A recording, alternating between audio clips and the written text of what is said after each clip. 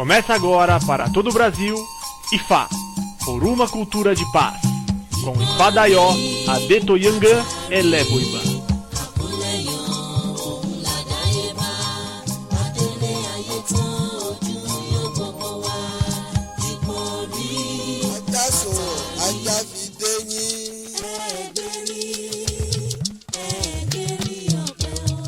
Rádio IFA Brasil, conectando você aos ancestrais. Mais um programa IFA para uma cultura de paz ao vivo.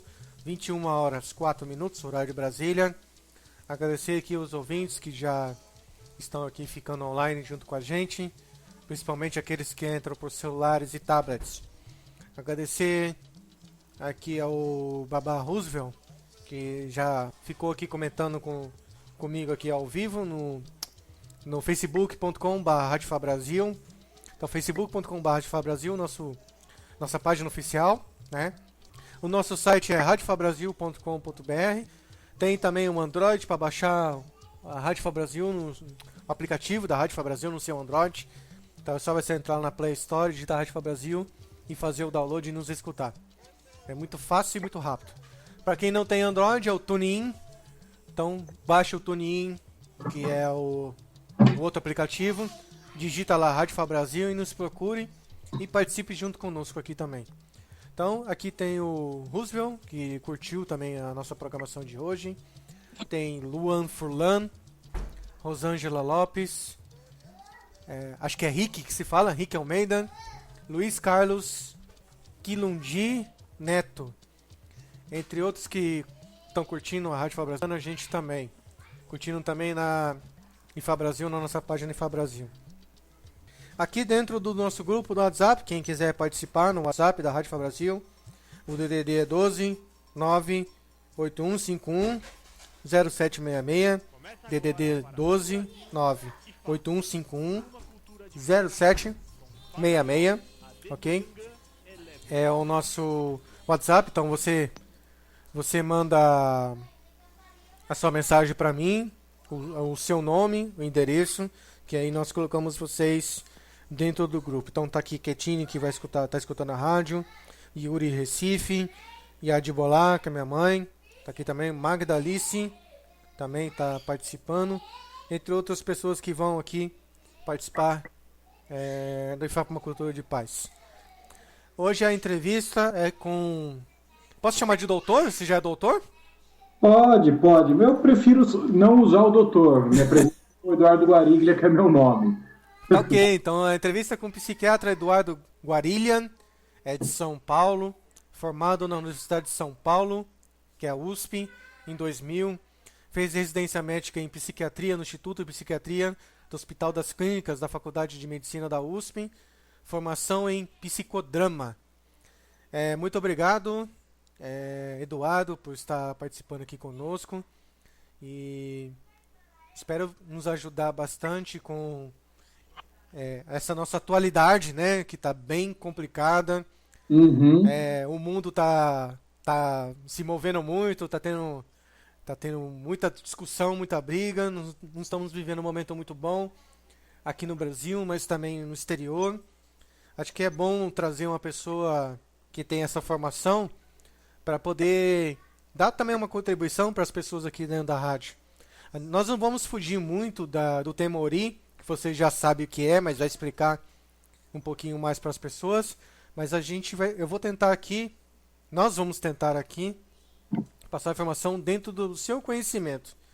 Não entrar muito na religião, mas passar um pouquinho do seu conhecimento, da sua vivência.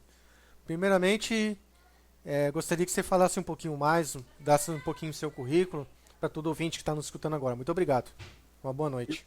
Bom, boa noite. Primeiro eu queria agradecer o convite, né? Acho que é uma honra estar aqui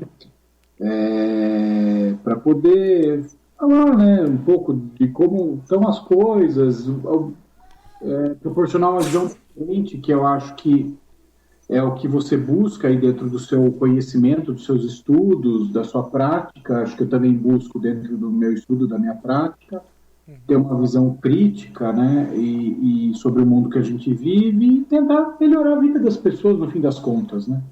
Deixar as pessoas mais satisfeitas, mais felizes, e mais em harmonia com o mundo que elas vivem. Eu queria agradecer a oportunidade e acho que vai bater um bom papo aqui.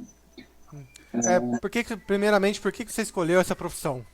Então, é curioso isso, né? Eu sempre me pergunto como que eu cheguei aqui a fazer o que eu faço hoje da forma que eu faço hoje. Acho que isso é importante. No fim das contas, né, eu poderia me ver fazendo várias coisas na vida, mas hoje eu não me vejo fazendo outra coisa e não me arrependo da minha escolha, muito pelo contrário. Né? Acho que eu sou bastante satisfeito com a profissão que eu exerço e da forma que eu exerço. Voltando um pouco lá atrás, né, na época pré-vestibular, eu não pensava em fazer medicina, isso é curioso. Eu pensava mais em seguir o ramo de exatas, fazer análise de sistemas, curiosamente. Nada a ver. Eu cheguei a fazer programas de computador e tal, na minha adolescência. Chegou na hora do vestibular, coloquei medicina, né, entrei. E no começo da faculdade eu pretendia ser pesquisador, né, fazer pesquisa, ficar em laboratório e tal. Sempre fui muito curioso nas coisas, minucioso, uma mente analítica, de tentar entender as coisas. Não é à toa que eu pretendia fazer análise de sistemas antes. Certo. E no começo da faculdade me encantei pela medicina de família, que era um jeito de não ter uma especialidade e ver o ser humano como um todo dentro do contexto, né? Eu sempre tive muita dificuldade em como é que eu vou falar? Em não generalizar as coisas. Eu sempre tive essa coisa de ver de longe, ver o todo, né? Sim. De querer o todo. Num dado momento na faculdade, eu acabei começando a estudar acupuntura, né, que é a medicina chinesa, e curiosamente eu tenho essa formação, né, eu sou formado em acupuntura, tenho especialidade em acupuntura também, que curiosamente não divide o ser humano em pedaços, em órgãos, em sistemas, como a medicina ocidental. Sim. E também, mais que isso, não divide mente e corpo. Pelo contrário, são diferentes aspectos do mesmo todo. Né? Isso é bastante curioso, é uma visão bastante diferente da ocidental, vamos dizer assim, cartesiana. Né? Aí, como medicina de família não era uma especialidade muito desenvolvida naquele momento no país, estava nascendo, fui fazendo meu currículo para fazer clínica geral, né? Mas me encantei com geriatria, psiquiatria e tantas outras especialidades ao longo da faculdade. Até que o 5º ano, que já é lá no final da faculdade, que são 6 anos, Sim. Primeiro estágio prático, que no 5º e 6º ano são estágios práticos, vamos dizer assim, eu caí na psiquiatria, né? Foi em janeiro de, nem lembro que ano, 98 talvez, não, 99. E aí eu me encantei, aí eu adorei aquilo, fiquei fascinado com a psiquiatria, né? Que era basicamente entender o outro aspecto do mundo, que não era muito olhado, que é o cérebro, a mente, o psiquismo, o entendimento do mundo, enfim, olhar o ser humano de dentro, como ele vê o mundo e como ele se organiza no mundo. E eu fiquei um bom tempo num conflito, porque tem uma piada, né, no meio médico que diz que psiquiatra não é médico. E eu queria ser médico. E eu fiquei um tempo pensando, vou fazer psiquiatria e clínica médica, qual eu faço primeiro, qual eu faço depois. E já tinha praticamente a formação completa em acupuntura, né, que eu fiz durante a faculdade. Aí, num dado momento, eu falei, bom, vou fazer psiquiatria, vamos ver. Né? Deixei a clínica médica de lado e optei pela psiquiatria, o que, na minha opinião, foi uma escolha bastante feliz, que eu fiz. E dentro da psiquiatria eu tive contato com algumas pessoas bem interessantes, uma delas que foi o meu professor de psicodrama, né, o Geraldo Massaro, com quem eu fiz a formação em psicodrama, né, que é uma forma de psicoterapia, como a psicanálise e outras linhas. Certo. A psicanálise é mais conhecida. O que também acho que agregou muita coisa, e nessa visão que eu tenho do humano, seus conflitos e sua existência aqui no mundo, né? Acho que me deu uma possibilidade de ter uma visão bastante completa de várias coisas, até uma visão crítica da medicina e a forma como ela organiza as coisas através da acupuntura, né? E A minha prática é permeada de tudo isso. Minha prática hoje está muito em cima da psiquiatria, né? Eu uso medicação, sim, mas muito pela visão que a psicoterapia, o entendimento do ser humano e como ele exerce a humanidade dele no mundo tem a ver com tudo isso, né? Acho que é um pouco isso. Entendi. Qual que é a sua visão sobre a sociedade moderna hoje, já que você acabou de falar sobre mais ou menos esse tema aqui, né? Qual a sua visão sobre a sociedade hoje? Nós estamos muito tristes, estamos muito... O quê? Qual a sua visão? Então, a visão que eu tenho não é das melhores, né? Para resumir, eu acho que nós, humanos, estamos muito perdidos hoje. Eu vejo como muito perdidos. Eu acho que o mundo, como ele se constitui hoje, né, da forma que está organizado, a cultura no mundo, no Brasil, lógico que cada país vai ter sua especificidade, né? As pessoas estão muito perdidas, assim, sem significado, sem sentido na vida mesmo, né? Eu vejo isso, as pessoas chegando no meu consultório nesse sentido, né? Não é à toa que... Não, deixa eu te cortar rapidamente. Às vezes, eu pensando aqui, as pessoas falam que o rico sempre tá feliz. A maioria, né? O rico tá feliz e o pobre tá sempre triste. No caso, isso não tem nada a ver, independente de classe social. Não. Não é o que eu vejo. Lógico, não atendo só no consultório, né? Tive contato com pessoas muito pobres, né? De regiões muito carentes aqui de São Paulo, até de outras cidades, eventualmente. E eu não acho isso uma verdade. Eu vi pessoas que não têm muita condição financeira, né? Não vou chamar de pobre, que muito satisfeitas com a vida ou lidando muito bem com a vida, lógico, querendo coisas, enfim, lógico, coisas materiais, eventualmente, e pessoas com muito dinheiro insatisfeitas. Eu acho que um pouco isso que eu estava falando da perda de valores da nossa cultura, perda de sentido, tem a ver com essa valorização excessiva do dinheiro, né? Que inclusive o dinheiro compra coisas, mas o quanto essas coisas elas preenchem, elas realmente satisfazem. E aí você vê as pessoas com muito dinheiro, estão felizes, sim, hoje agora compra um carro novo, daqui 5 minutos compra uma casa nova e ela está sempre feliz, porque está comprando. Mas espera aí, se ela parar de comprar, ela vai ser feliz?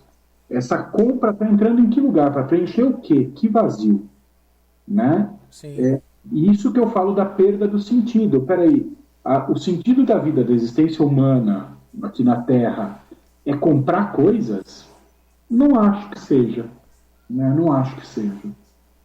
É que todo mundo faz esse comparativo nas redes sociais, né? E acaba falando, quem acorda mais cedo e trabalha mais cedo vai ter um carrão. Aí coloca o carrão e o gari, né? Aí coloca o gari. Mas o gari então não tinha que ganhar mais então também, entendeu? Assim, esse pessoal faz esse comparativo. Agora, voltando na sociedade moderna. Você falou então que as pessoas estão perdidas. O que mais você indica para essas pessoas? Qual o seu conselho? Isso é complicado. Acho que tem a questão do porquê as pessoas estão perdidas. Isso é um resgate grande, né? Que não é um resgate individual, na verdade, passa por um resgate individual, mas é um resgate da própria cultura e dos valores que a nossa cultura preza hoje, como a cultura está conduzindo as coisas e as pessoas, inclusive, né? Olha, na verdade não tem muito como, né, sair disso. Eu estou tentando evitar falar isso que eu vou falar, mas seria fazer uma psicoterapia, né? Sim. Lógico, não é todo mundo que está perdido, mas eu vejo grande parte das pessoas perdidas, porque elas olham, eu brinco que hoje as pessoas vivem fora e não dentro. Fora de onde? Fora de si próprias, né? Sim. Elas vivem no trabalho que elas fazem, elas vivem no dinheiro que elas ganham, elas vivem no carro que elas têm, elas vivem na balada que elas vão. Ou seja, a sensação que dá é que as coisas usam as pessoas, né? A cultura usa as pessoas hoje. E em vez das pessoas usarem as coisas para satisfação, para prazer, para crescimento, para preenchimento, para o que fizer sentido para cada um. Né? Em vez da pessoa usar a cultura que usa a pessoa, essa inversão de valores esvazia muito o indivíduo. Sim. Então, esse resgate que eu estou falando passa num dado momento por um momento difícil, que é uma certa ruptura com esse tsunami que arrasta as pessoas, né? Você está focando várias vezes a questão cultura. Você acha que nossa cultura mudou de acordo com os anos, ou nós estamos só piorando a situação? As duas coisas. Se você pegar, por exemplo, tão cedo quanto 1920, talvez 1930, não lembro direito, mas vou falar de 2 filmes, basicamente. O Metrópolis, do Fritz Lang, que é um diretor alemão, ou então o mais comum, que é o Tempos Modernos, do Charlie Chaplin. Certo. Se você olhar esses filmes, feitos há 100 anos atrás, eles descrevem basicamente o mundo que a gente vive hoje. Isso estamos falando de 100 anos. O que, para uma existência humana, é bastante, porque é um pouco mais que o tempo de uma vida humana, mas para a história do nosso planeta é nada, para a história da espécie humana na Terra também é muito pouco. Eu acho que houve uma perda dos valores, né? Uma perda de contato mesmo com a própria natureza, com o próprio mundo que nos cerca. Se você olhar hoje o que o ser humano, como ele trata a casa dele, se considerar o planeta casa, é um pouco assustador. E uma valorização de outras questões que são produtos da própria humanidade, e não coisas que já estavam aqui antes da gente. As nossas casas antes não tinham tantos muros como hoje. Não é? Uhum. Né? E nem tantos banheiros, e nem tantas piscinas, e nem tantas roupas, e nem tantos carros, e nem tantas coisas, né? E aí está se valorizando muito mais hoje a criação humana, né? De cachorro também? Não, de animais? Não, o que é produto da criação humana, o que é, por exemplo, o que o homem criou, né? Sim. E não o que já estava aqui. E talvez isso seja um pouco uma perda de contato, né? E aí, brincando um pouco com a palavra, né, que tem a ver com o seu lado aí, a história da religião, né, do religar, né? Sim. Religar que, e eu vejo o humano cada vez vai se distanciando, perdendo contato com a essência mais primitiva dele, que é a origem dele, que seria mais a origem animal, mais os instintos, mais as emoções, as sensações, e vivendo mais uma certa racionalidade de quem é mais esperto, de quem ganha mais dinheiro, de quem dá o olé em quem, e muito no racional, que é, no fim das contas, o que o humano tem de diferente dos outros animais, né? E mesmo em desenvolvimento cerebral, em anatomia comparada e diferença entre espécies e tal. E eu vejo que, na verdade, essa dádiva, vamos dizer assim, esse diferencial que o humano tem da racionalidade, da inteligência racional, lógica, matemática, na verdade, ele não soube usar e não sabe o que fazer com isso, porque seria algo para complementar, para levar ele muito mais longe. Leva, não vou dizer que não, mas para o indivíduo, para a sociedade, os avanços e tudo mais que se tem é fantástico em tecnologia. Mas eu não sei se está deixando as pessoas mais satisfeitas e mais felizes. Eu questiono isso. Queria saber a sua visão sobre as religiões do Brasil. O que você acha das religiões? Enfim, todas as religiões. Aí estamos mexendo num saco de gato. Vamos lá. Só para complementar um pouco o que você falou, eu estudo muito várias coisas, né? É interessante falar da diáspora africana, né? E como isso se deu.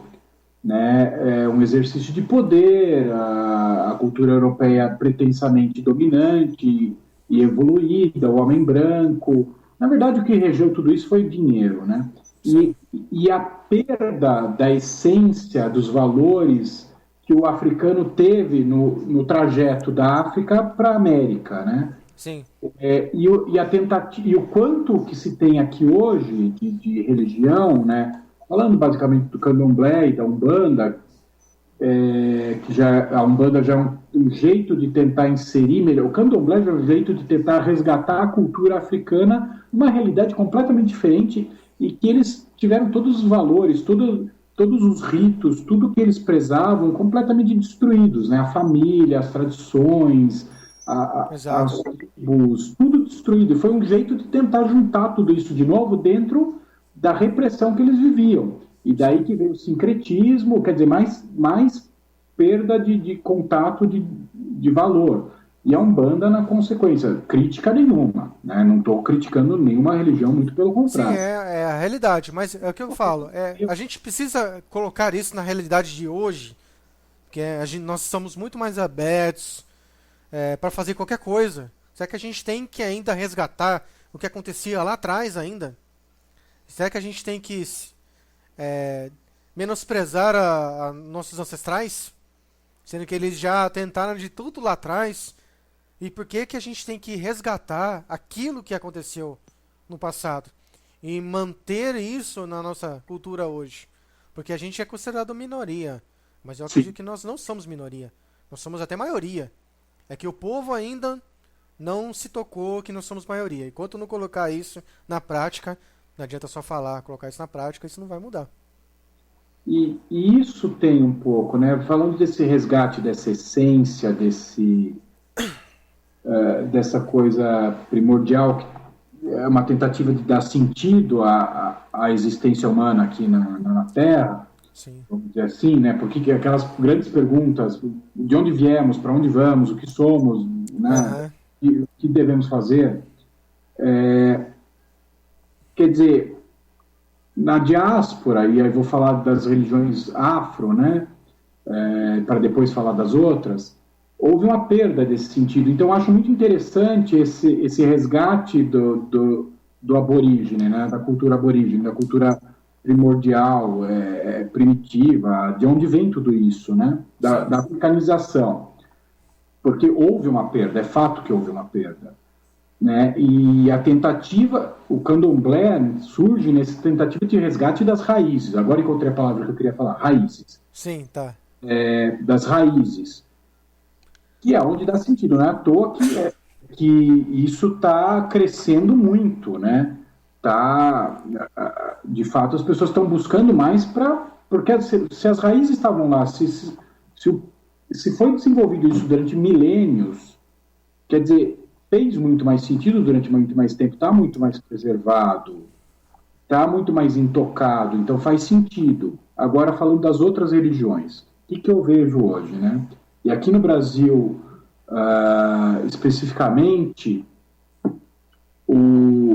está crescendo muito as religiões neopentecostais, tem até Sim. dificuldade de palavra. É. O que eu vejo, né? As pessoas estão, nenhuma crítica de novo, as pessoas estão em busca, né? Isso é uma série de questões da cultura que a gente vive, da formação do indivíduo, das pessoas um pouco esvaziadas e buscando sentido, buscando entender. E queira ou não queira, essas religiões, elas dão um código muito forte para o indivíduo, né? Muito impositivo até, brincando, né, com as coisas, é um código paterno, né? Um pai muito forte, que fala, ó, faz isso, não faz aquilo, vai assim, faz, não sei o que lá. Então, acaba dando um sentido. E acho que é um pouco isso que está acontecendo com as religiões aqui no país. A gente tem uma diversidade religiosa fantástica, que eu acho maravilhosa. Não vejo tanto respeito, né, Sim.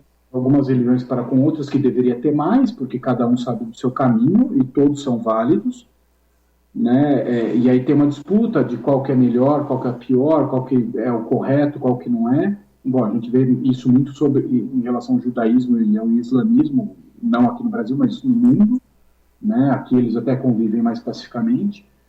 E aí cada um encontrando o caminho que faz sentido, né? Todas as religiões elas vão acabar tendo uma origem única, que é qual? O ser humano, Sim. né?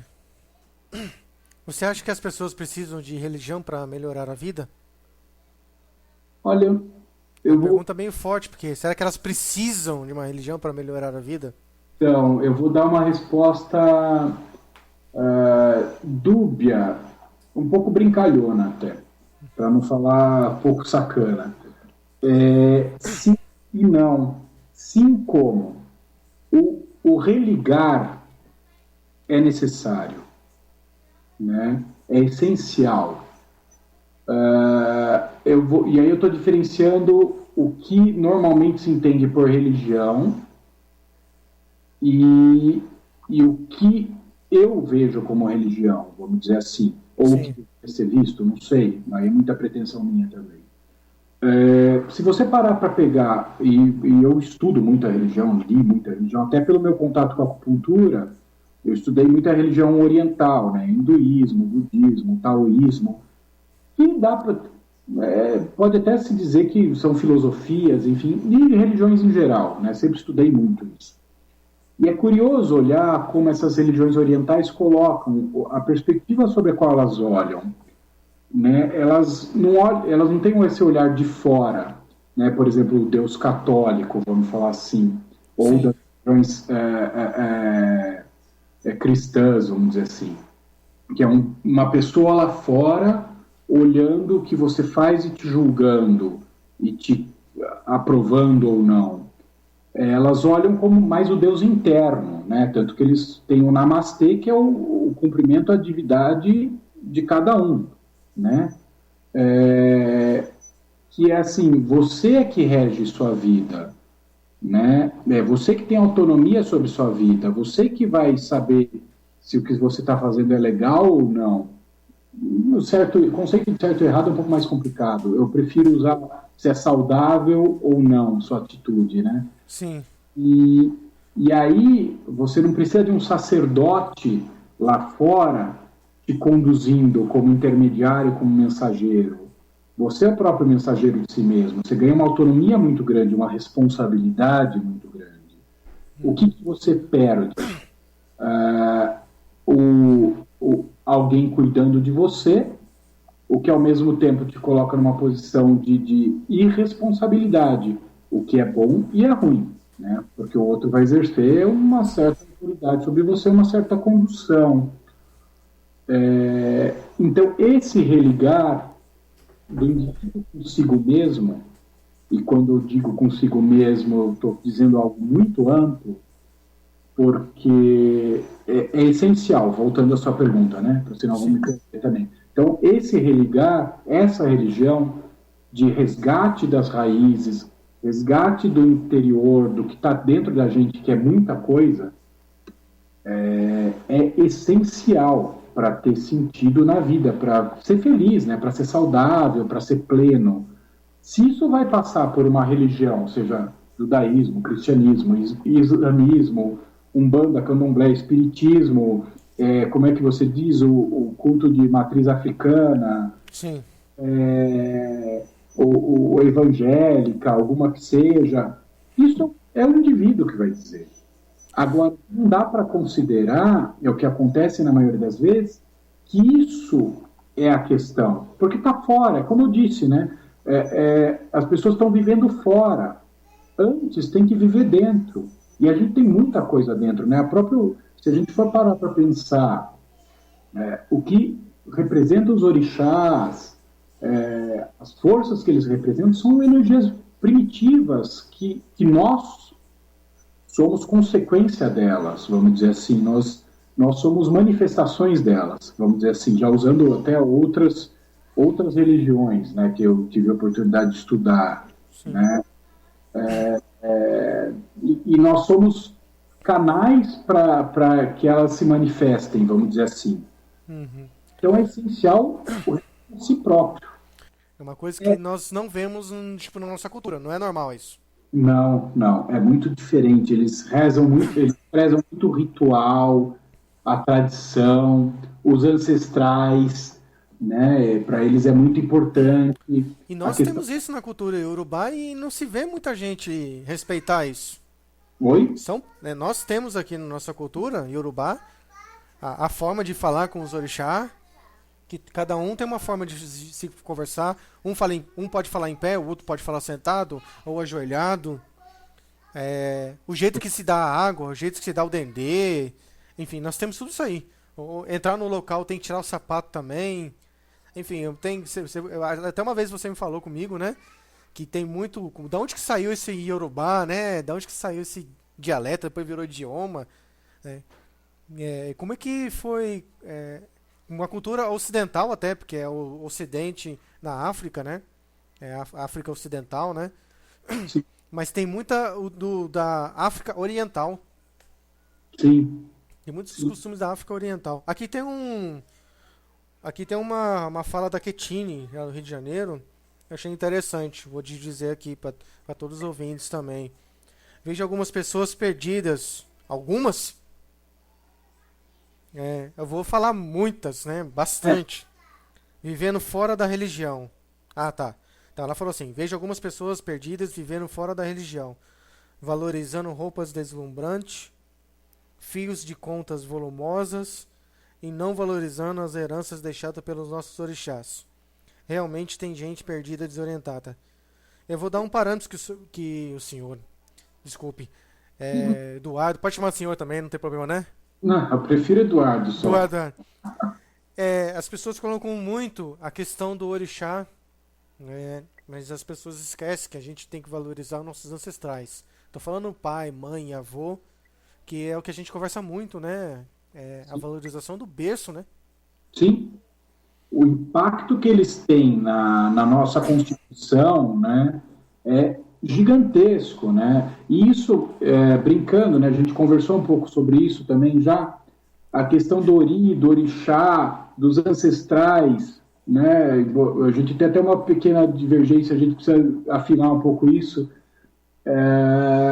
Né, o pessoal sai cultuando o orixá, cuidando de orixá e tal, e esquece de outros aspectos muito importantes, né? O ori, que é a própria pessoa onde esse orixá vai se manifestar e onde essas forças vão se veicular e agir no mundo, e mais que isso, a história da família, né, dos ancestrais, que é aquilo que compõe aquela pessoa.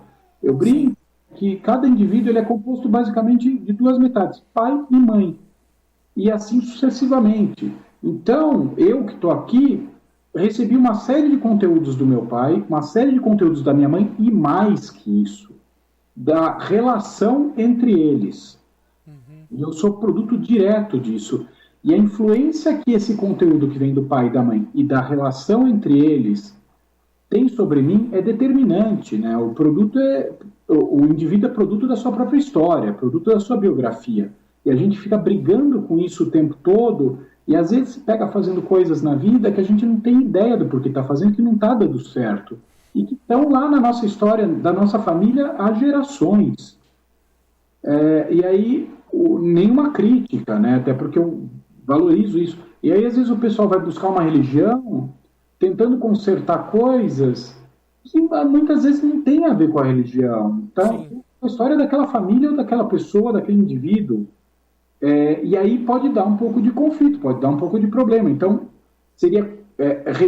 quer dizer, são 3 resgates, né? Das coisas que vem nessa família, que eu brinco que é uma corrida de revezamento, né? Que um vai passando bastão pro outro, o outro pega e nem sabe o que está correndo com ele. Né? Até que um louco resolve olhar esse bastão e fala: o que eu estou fazendo? Joga para cima. Né? Que em geral é apontado como louco na família porque é o diferente. Então, o que vem da família? As forças, vamos colocar assim, as forças primitivas, não verbais, que tem a ver, que são ancestrais, né? A gente é produto de uma evolução de milhões e milhões de anos, né? Então a gente tem muita energia primitiva, forças primitivas que são pouquíssimo valorizadas, né? O olfato, a gente seguia muito pelo olhar, pela visão. O olfato nos animais é absurdo, a audição em outros, né? E a gente acaba perdendo muito isso, e fica só na visão, que é extremamente limitada. Isso para falar só dos órgãos do sentido, é muito mais profundo que isso, os instintos, as emoções, as sensações, as percepções, emoções muito primitivas, que aí o contato com o orixá traria isso mais à tona, né? O contato com a própria natureza e com as forças da natureza, que a gente perdeu horrores. né? Antes os caras, era questão de sobrevivência, saber do vento, do sol, da chuva, da terra, né? Eles sabiam isso, a gente perdeu muito isso. Sim. Além desses dois, nós mesmos, né? Que seria mais o Ori, ou brincando aí o ego, né? Que é Isso o, que eu ia perguntar, o que que é o ego? O que que é? né, dá para brincar, né? Foi até uma conversa que a gente teve, ainda precisa afinar um pouco isso, né? Foi a interpretação que eu tive. Sim. O ego, falando aí só da minha parte por enquanto, para depois fazer o paralelo, ele seria mais ou menos o resultado, vamos brincar assim, da interação, ia falar do conflito, da batalha, ele seria mais ou menos o resultado da interação de duas forças, o id e o superego. Isso segundo Freud. Existem controvérsias, tem gente que diz que não é assim, que ele não falou isso, que ele falou outras coisas e tal, mas a gente tem o que chega na gente hoje, né? O id seria essa coisa mais primitiva, os impulsos, é aquilo que eu quero fazer, o meu desejo, vamos dizer assim, né? Certo. As forças que me governam, vamos dizer assim, que me impelem, né? O superego seria mais isso que vem dos pais, da repressão, das regras, que não necessariamente é ruim, né? Que seria o que tenta contrabalançar, falar, eu brinco, né? Um exemplo que eu dou, que é fantástico, né? Eu quero pular de um avião, né? Tudo bem, vai lá pular de um avião. Como é que você faz para pular de um avião? Né? Dá para pular de um avião? Dá, desde que você use, lógico, se você pular sem paraquedas você vai morrer.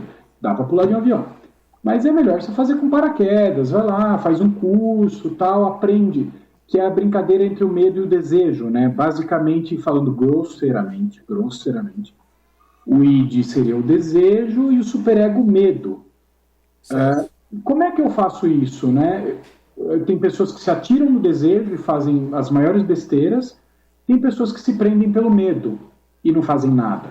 E tem a pessoa que faz as duas coisas, fica segurando, que é a maior parte das pessoas. Aí ela quer, vai, faz besteira. O medo, que basicamente o maior medo que a gente tem é o medo da morte, então a gente está lidando com a morte o tempo todo, como usar isso a nosso favor, né? É isso, olha, eu quero fazer aquilo, mas eu tenho medo. Por que eu tenho medo? Porque eu não sei fazer, porque eu nunca fiz, porque ninguém nunca fez. Bom, aí você pega, faz um curso, você aprende, você pergunta, você tenta, a vida como experimentação, né? Você experimenta e erra. Né? Lógico, experimentar pular de um avião sem paraquedas é um erro que não tem mais volta. Mas você pode pular de um avião, você vai usar como? Seu medo. Seu medo do quê? De morrer. Né? Você pode não pular, mas se você quer muito pular, você vai lá e pega um paraquedas.